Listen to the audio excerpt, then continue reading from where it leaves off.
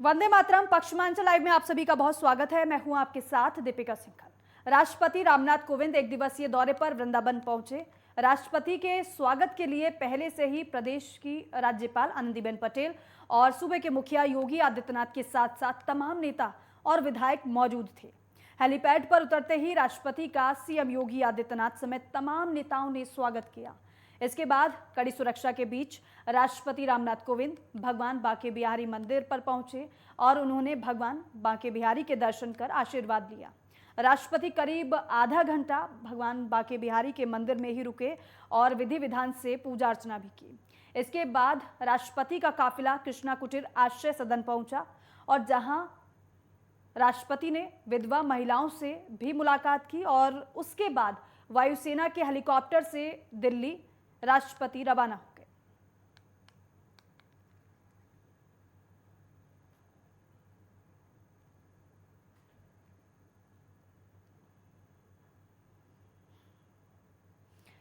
बिजली कटौती और अधिक बिजली बिल और नलकूपों पर मीटर लगाए जाने से नाराज भारतीय किसान यूनियन के किसान ऊर्जा भवन पर महापंचायत करने पहुंचे। भाकियू के राष्ट्रीय अध्यक्ष चौधरी नरेश टिकैत और युवा राष्ट्रीय अध्यक्ष गौरव टिकैत भी किसानों के बीच पहुंचे। दरअसल रविवार को किसानों ने गांव-गांव घूमकर जनसंपर्क किया और महापंचायत में अधिक से अधिक किसानों से पहुंचने का आह्वान किया था, जिसके बाद भारतीय किसान यूनियन के नेतृत्व में मेरठ मंडल के जिलों से किसान सुबह से ही ऊर्जा भवन पर पहुंचने शुरू हो गए। किसान अपने साथ अपने अपने ट्यूबवेल से बिजली के मीटर भी उतारकर साथ ले गए और हालांकि किसान नेताओं ने चेतावनी दी है कि अगर आसानी से बिजली के मीटर विद्युत विभाग के अधिकारियों ने जमा नहीं किए तो सभी मीटर PVVNL के प्रबंध निदेशक अरविंद मल्लप्पा बंगारी के कार्यालय में भर दिए जाएंगे। राष्ट्रीय अध्यक्ष नरेश टिकैत ने पत्रकारों से कहा है कि किसानों की आय इतनी नहीं है कि वो इतने भारी भरकम बिल भर सके। हरियाणा में किसानों का बिल 250 रुपये और पंजाब में पूरी तरह से माफ है।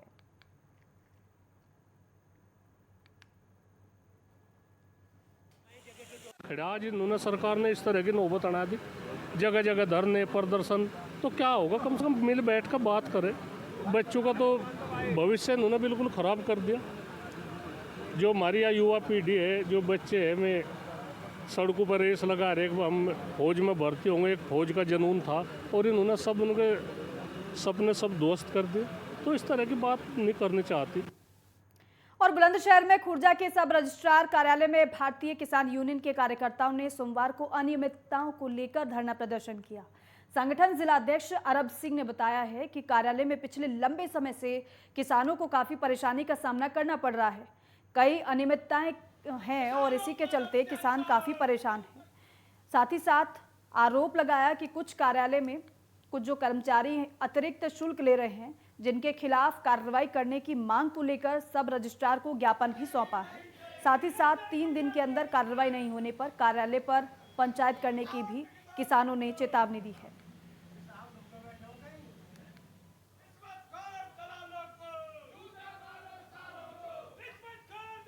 जो रजिस्ट्रार खुर्जा के हैं, जो भ्रष्टाचार हो रहा है, जो पावर ऑफ अटॉर्नी में ब्लड रिलेशन का मामला होता है, उसमें जाति के आधार पर चेंज कर दिए गए और एक किसान का जो है 29,000 रुपये का ज़्यादा स्टाम्प लगवा दिया गया।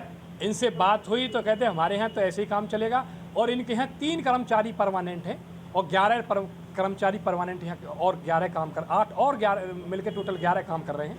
बहुत सारे भ्रष्टाचार के बिंदु हमने लिख के दिया। और भारतीय किसान यूनियन अंबावता के कार्यकर्ताओं ने KP 2 के कार्यालय पर धरना प्रदर्शन किया और कार्यकर्ताओं ने राष्ट्रीय उपाध्यक्ष राजेंद्र नागर के नेतृत्व में क्षेत्रीय किसानों की समस्याओं को लेकर प्रदर्शन किया। साथ ही साथ NPCL के खिलाफ जमकर नारेबाजी भी की। दरअसल किसानों का आरोप यह है कि पूरे देश में सबसे महंगी बिजली NPCL की है और ये नागरिकों के मूलाधिकारों का हनन है, जिसको लेकर उत्तर प्रदेश विनियामक आयोग ने भी NPCL से जवाब मांगा है। और साथ ही साथ किसानों की समस्याओं को लेकर नॉलेज पार्क थाना प्रभारी विनोद कुमार ने संगठन के पदाधिकारियों, NPCL के GM और उप प्रबंधक समेत वरिष्ठ अधिकारियों की मौजूदगी में हाई लेवल मीटिंग भी की, जिसमें किसानों की परेशानियों को रखा गया।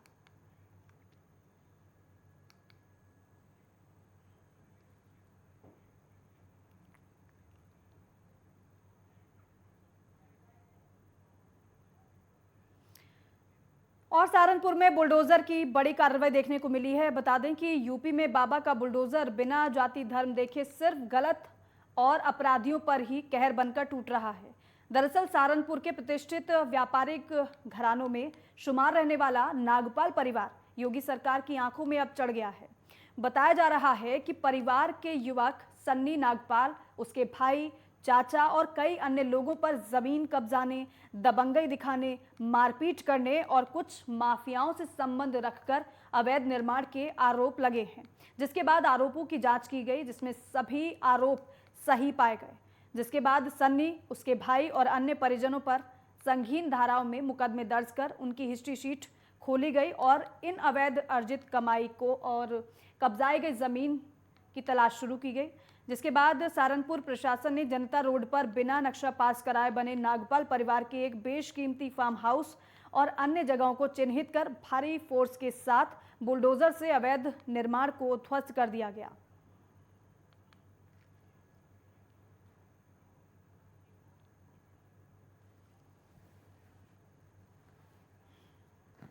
ये सहारनपुर विकास प्राधिकरण के माध्यम से आज की कार्यवाही कराई जा रही है। इन संपत्तियों का नक्शा स्वीकृत नहीं कराया गया था प्राधिकरण से और इनको पर्याप्त अवसर देने के उपरांत आज ध्वस्तीकरण की कार्यवाही हो रही है। ऐसी बहुत सी कॉलोनियाँ हैं और सभी पर ये कार्यवाही या तो की जा चुकी है या प्रचलित है वर्तमान में, और अगर अन्य कोई भी संज्ञान में आती है कि इसका नक्शा स्वीकृत नहीं है तो उस पर भी कार्रवाई की जाएगी। मुजफ्फरनगर के कचहरी जिला पंचायत सभागार में सोमवार को उत्तर प्रदेश में शिक्षा क्षेत्र में लागू सरकार की योजनाओं को लेकर जागरूकता बढ़ाने और पढ़ाई के स्तर में और वृद्धि लाने को लेकर सभी बोर्ड के कॉलेजों के प्रधानाचार्यों की बैठक हुई और जिसकी अध्यक्षता डीएम चंद्रभूषण सिंह ने की।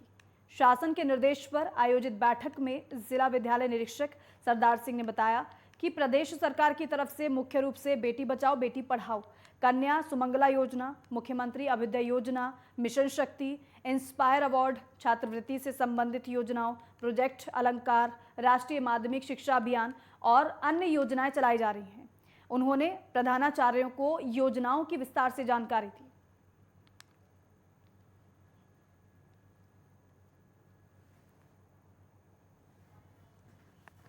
ये आज हमने सारे अपने ज़िले के जितने प्रधानाचार्य हैं, चाहे सरकारी स्कूल के हों, चाहे मान्यता प्राप्त विद्यालय के हों, सीबीएसई, आईसीएसई और यूपी बोर्ड, सबको बुलाया है।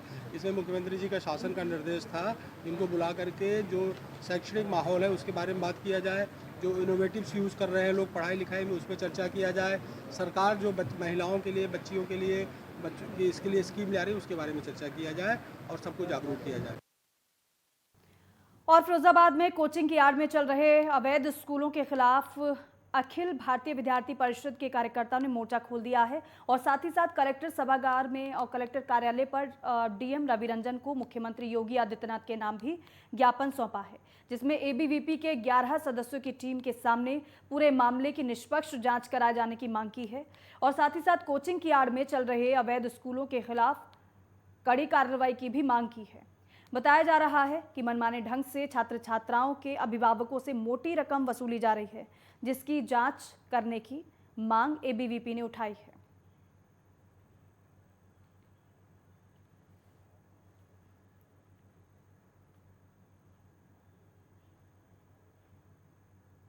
महानगर के कार्यकर्ता जो शहर के अंदर जो कोचिंग संस्थान है जो अवैध स्कूल के रूप में चल रहे हैं, जो कोचिंग की जो लाइसेंस उनका कोचिंग का है पर वो अवैध स्कूल चला रहे हैं, अन्य स्कूलों की सहायता से वो मार्कशीट दे रहे हैं। अगर इस तरह के कार्य जो रोहतक के शहर के अंदर जो कोचिंग संस्थान वाले ये कर रहे हैं, इसके खिलाफ आज हम लोग एक ज्ञापन देने आए हैं। अगर इसी तरह चलता रहा तो ये स्कूलों को सबको बंद कर देना चाहिए। ये पैसे वसूल रहे हैं, लाखों की तादाद में पैसे लेते हैं छात्रों से, केवल 9th और 10th पास कराने के लाखों रुपए लेते हैं और उनसे कहते हैं हम पास कराएंगे। इसी संदर्भ में जिलाधिकारी महोदय को एक ज्ञापन देने के लिए आज उपस्थित हुए हैं। आज अखिल भारतीय विद्यार्थी परिषद फिरोजाबाद के कार्यकर्ताओं के द्वारा जिले के अंदर संचालित कोचिंगों की आड़ में अवैध स्कूल जो चल रहे हैं उसके संदर्भ में आज जिलाधिकारी महोदय को एक ज्ञापन दिया जाएगा। जैसा कि आप लोग जानते होंगे कि फिरोजाबाद के अंदर तमाम कोचिंग संस्थान ऐसे चल रहे हैं जो बच्चों से अवैध वसूली करके उनको फर्जी मार्कशीट देना, मार्कशीट के नाम पर बहलाना, फुसला करके उनको पैसे की आड़ में उनको लेकर के पैसे लेकर के उनको उनके भविष्य के साथ खिलवाड़ किया जा रहा है। इसी के संदर्भ में आज जिलाधिकारी महोदय को हम एक लोग ज्ञापन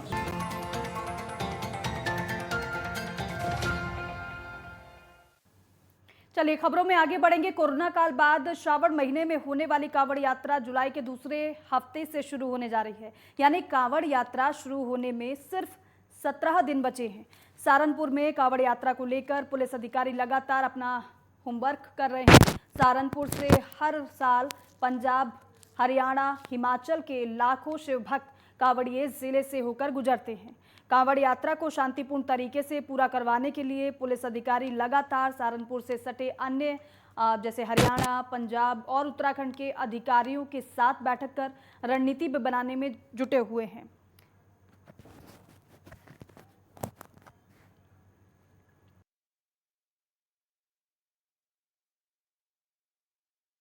आकाश तोमर का ये कहना है इस पर कि जिले के सभी कांवड़ मार्गों का निरीक्षण किया जा रहा है। कांवड़ मार्गों पर लगे अवरोध, बिजली के पोल और अतिक्रमण को हटाया जा रहा है और इसके अलावा कांवड़ यात्रा के दौरान भारी फोर्स को भी तैनात किया जाएगा।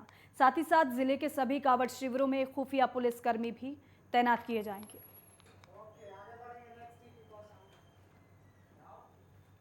और वहीं कौशाम्बी में ग्राहक बनकर आए बाइक सवार बदमाशों ने दिन दहाड़े आंखों में मिर्च पाउडर डालकर बीसी संचालक से 20,000 रुपए की लूट की वारदात को अंजाम दिया।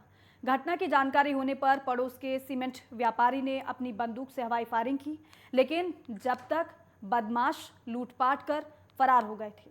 घटना की जानकारी मिलते ही कोखराज पुलिस, एसओजी टीम और सिराथू सीओ भी मौके पर पहुंचे। इसी दौरान पुलिस ने बीसी संचालक से पूछताछ की, जिसके बाद पुलिस ने बदमाशों की धरपकड़ के लिए टीम गठित कर जांच अब शुरू कर दी है।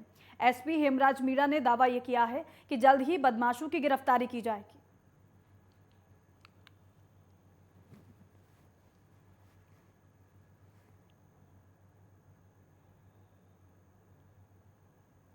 आज एक थाना कोखराज में भरवारी चौकी क्षेत्र में एक भरवारी रोड पे, बाईपास रोड पे एक ग्राहक सेवा केंद्र है जो अभी नया ही खुला है और उस पे सुबह जैसे ही ये ग्राहक सेवा केंद्र के जो संचालक है वो आए और 3 लोग वहाँ पे पैसा निकलवाने के लिए आए थे और उनके द्वारा इनको बातों में उलझा के और इनकी आँखों में मिर्ची डाल दिया और उसके बाद में इनका जो बैग रखा हुआ था उसको वहाँ से वो लेके भाग गए और जिसमें करीब जो ग्राहक सेवा संचालक है उसके द्वारा बताया गया कि उसमें करीब 15,000 रुपये रखा हुआ था।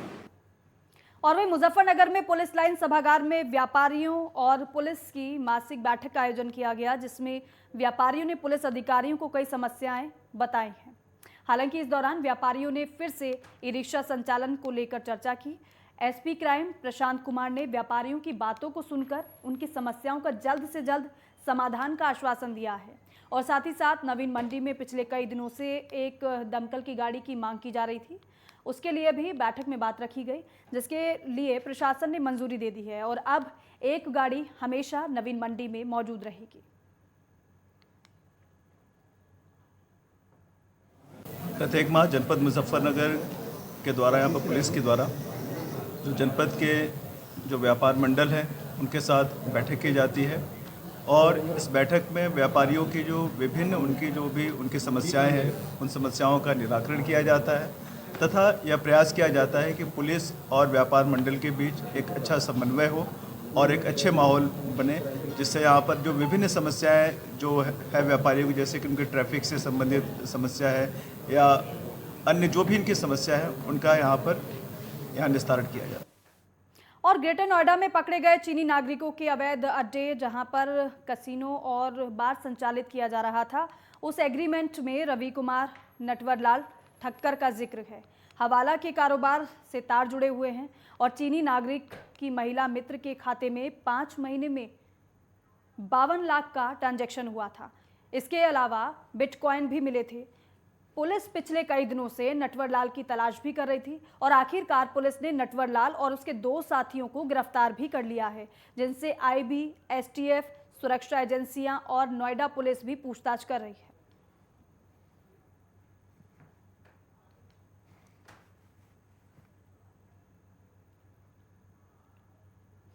और मेरठ के सिविल लाइन थाने के मोहनपुरी में युवक ने अवैध संबंधों का विरोध करने पर पत्नी की गला दबाकर हत्या कर दी। हत्या के बाद आरोपी पति खुद ही सिविल लाइन थाने पहुंच गया और हत्या की जानकारी दी, जिसके बाद पुलिस ने आरोपी को गिरफ्तार कर लिया है। और ये बताया जा रहा है कि मोहनपुरी कॉलोनी बुद्ध विहार गली में अजीत कुमार परिवार के साथ रहता है। अजीत का पिछले कुछ समय से अपनी पत्नी राजबाला से विवाद चल रहा है और इसी विवाद में अजीत ने पत्नी की गला दबाकर हत्या कर दी। घटना के समय अजीत के दोनों बच्चे स्कूल गए हुए थे और कत्ल करने के बाद आरोपी अजीत सिविल लाइन थाने पहुंचा और वहां जाकर पुलिस को पूरी घटना की जानकारी दे दी। हालांकि पुलिस ने अजीत को गिरफ्तार कर लिया है और इसी दौरान पुलिस टीम मौके पर पहुंची, शव को पोस्टमार्टम के लिए भेज दिया।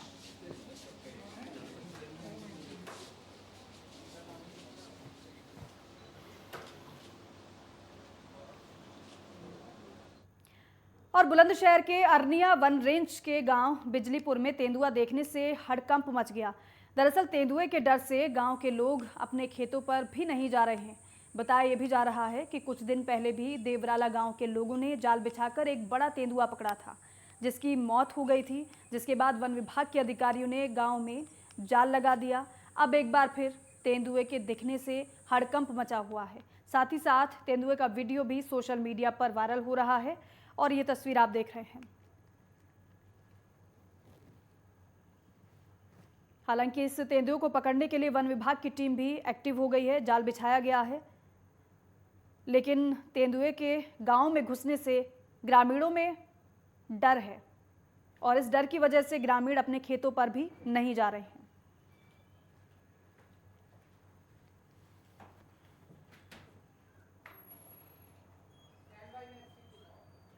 और कासगंज के सोरो कोतवाली क्षेत्र में तेज रफ्तार का कहर देखने को मिला है।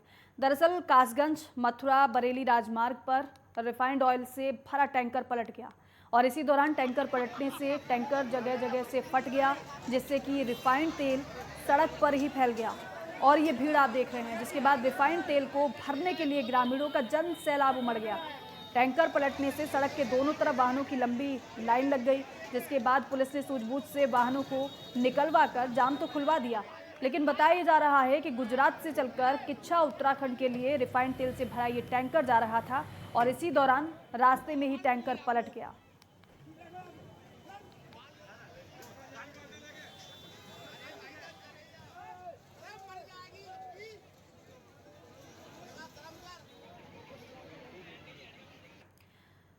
और मुरादाबाद में केंद्र सरकार की अग्निपथ योजना को लेकर कांग्रेस का विरोध प्रदर्शन लगातार जारी है। कांग्रेस के सभी पदाधिकारी और कार्यकर्ताओं ने भारी संख्या में मुरादाबाद के गांधी पार्क और अंबेडकर पार्क में इकट्ठा होकर अग्निपथ योजना को लेकर विरोध जताया। तो वहीं सभी ने अग्निपथ योजना वापस लो के नारे भी लगाए और हाथ में काली पट्टी बांधकर अग्निपथ योजना का विरोध किया। सभी पदाधिकारी और कार्यकर्ताओं की मांग है कि अग्निपथ योजना को जल्द से जल्द वापस लिया जाए। युवाओं के भविष्य के साथ खिलवाड़ किया जा रहा है और इस तरह के खिलवाड़ को कांग्रेस कभी बर्दाश्त नहीं करेगी। इसलिए कांग्रेस पार्टी ने अपना विरोध जाहिर करते हुए एक ज्ञापन सौंपा है और जल्द से जल्द अग्निपथ योजना को वापस लेने की मांग की है।